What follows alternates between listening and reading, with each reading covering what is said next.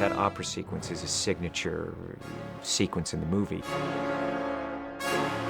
It was written in the 1920s, and the composer Puccini actually passed away before he finished the opera. And at its world premiere, Toscanini conducted it, and they reached the point where Puccini had passed away, and he put the baton down and said, that is all he has written.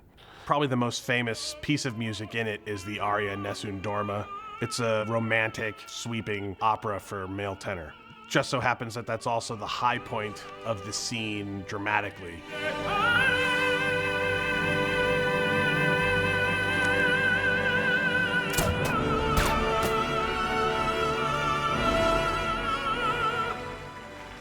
I came out to London to prepare for this very musically involved sequence involving an opera.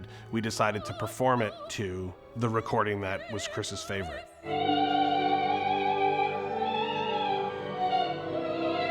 Once we had wrapped filming and we began editing, we figured out which exact pieces would need to be featured in the film. In part of our obsession with detail, we wanted to have the authentic orchestra from Vienna, and we also wanted to have very authentic opera singers. And so everyone that performed came to us from Vienna.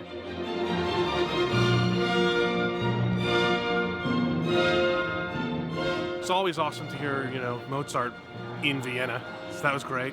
And just finally getting to hear the opera the way it's going to sound in the film. We could use the Vienna Opera House musicians, but we couldn't use their space. So we went to the Golden Hall in Vienna. Mahler conducted his pieces there, Brahms, this is a fantastic acoustical space with a rich history of the greats. It's this absolutely beautiful music hall, which is one of the very best, if not the best, acoustic rooms in the entire world.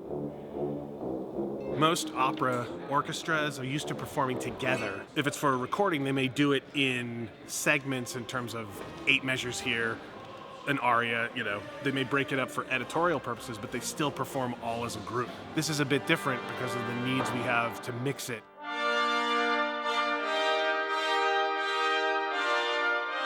We did the orchestra this morning and this afternoon, and then tonight, tomorrow, we'll do the soloists and the choir separately so that we have control over the placement of those elements. The room's got a fantastic sound to it, a great reverb. When a piece would end and it would come to that wonderful climax, there'd be that ring out.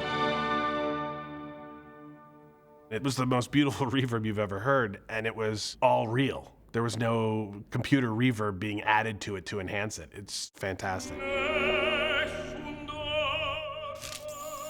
The opera sounds mouth-wateringly good. It's state-of-the-art recording, the very latest, highest quality we can do with the best musicians in the world, in one of the best sounding rooms in the world, with the best singers in the world. They've had mics up in the gods, so they've got high recordings. It could be above you, it could be in the back, but with a low-end resonance. You're in the opera house, and no matter what location you may be, you'll get a sense that the opera is always playing. Music hasn't been used in that way before on a kind of mix like this.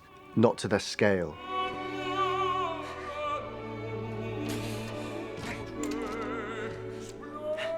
What they're doing with the opera sequence, I think is really exceptional.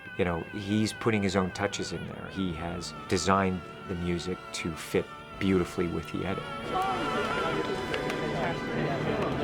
You're listening to about as authentic a sound of Vienna as you could possibly experience.